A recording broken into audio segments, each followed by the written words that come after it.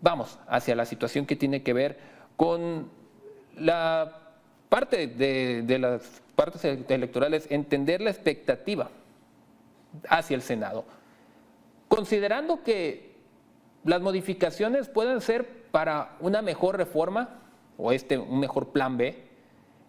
¿Qué entonces podemos situarnos nosotros en cuanto a expectativas? ¿Qué le parece si sumamos esta conversación a Jorge Aljovín, consultor y analista político que nos acompaña esta mañana? Gracias por estos minutos que nos puede brindar. Primero, iniciar desde su punto de vista, ¿cuál es la expectativa después de estas modificaciones que acabamos de comentar al plan B? ¿Se votará así? ¿Habrá una discusión y un debate que lleve a devolver esta reforma y este plan B para que traiga otras modificaciones?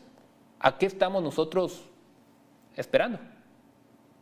Muy buenos días, mi querido Francisco, y a todo tu auditorio. Básicamente lo que estamos esperando en esta reforma electoral es una aprobación ya definitiva. Ya hay un mandato por parte del Ejecutivo Federal, a pesar de que el Poder Legislativo es un poder independiente. Todos sabemos cómo se está cocinando esta reforma electoral.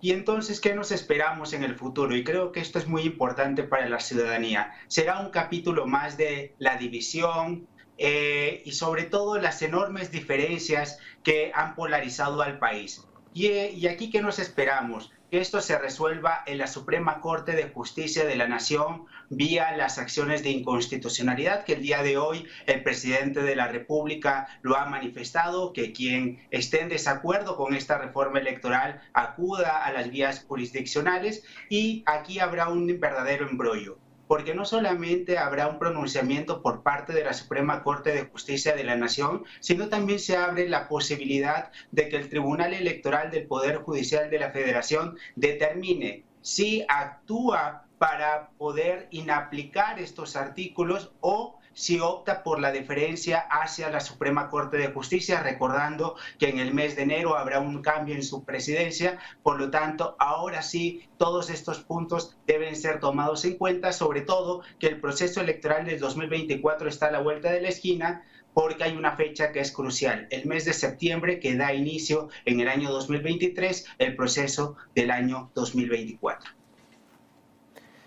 ¿Podemos definir ganadores y perdedores en caso de que esto ya termine siendo aprobado en el transcurso de este miércoles? ¿Alguien gana y alguien pierde con todo lo que presenta este plan B, esta reforma electoral?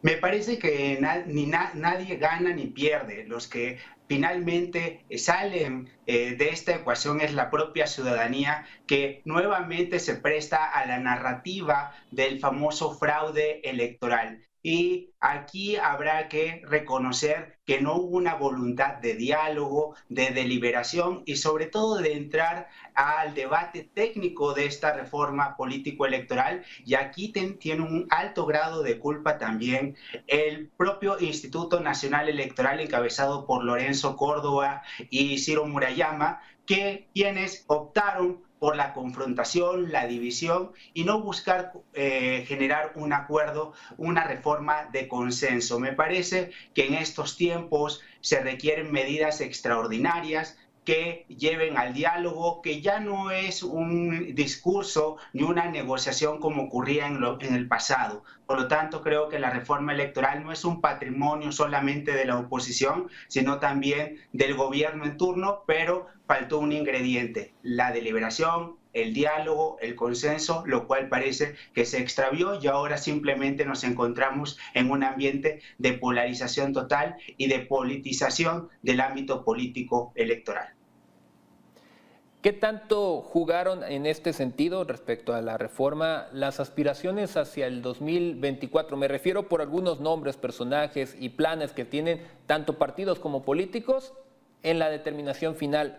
¿Tiene un peso específico el estar viendo ya hacia el 2024? Sería ingenuo no pensar que el año 2024 influyó en este paquete de reformas, sobre todo cómo se están jugando las piezas, pero me parece que era innecesario por parte del gobierno federal llevar a cabo esta confrontación y este disenso. ¿Por qué? Porque las propias encuestas han demostrado que la oposición no tiene un candidato o una candidata presidencial, y además habrá que decir que la marcha ciudadana que se dio el día 13 de noviembre no fue por la articulación de los partidos políticos, sino fue una demanda ciudadana. Y aquí habrá que decirlo, fue una nueva forma de interlocución que tuvo la ciudadanía con el presidente de la República, que no puede ser patrimonio de los partidos políticos y que se está demostrando que no lo están capitalizando en votos. Y me parece que esto fue un conflicto que finalmente va por un tema de fondo y que no se debe pasar por alto. Es elecciones que deben tener un menor costo, que se deben modificar las propias estructuras del Instituto Nacional Electoral, sobre todo cuando hubo un reclamo de la ciudadanía que, si bien defendieron al Instituto Nacional Electoral, también hubo un 87% que se pronunció por una disminución de los costos en el financiamiento a los partidos políticos, también en la disminución del financiamiento que reciben las autoridades electorales, sobre todo porque dejo esta friolera suma. Los partidos políticos en periodo ordinario, esto es, cuando no hay campañas electorales, reciben en su conjunto un total de 6.000 millones de pesos, que si lo traducimos en dólares, diríamos que reciben 300 millones de dólares, y me parece que esta es una cifra excesiva, sobre todo por la propia circunstancia económica, política y social que vivimos en nuestro país. Jorge, agradezco mucho estos minutos que nos pudo brindar y para estar nosotros enterados y entender esta perspectiva que hay que darle sin evitar, pues, mejor dicho, evitando caer en el discurso que nos quieran proporcionar. El análisis mismo nos permite también entender un poco y saber si hay que tomar alguna postura al respecto. Muchísimas gracias por estos minutos. Muchísimas gracias, mi querido Francisco.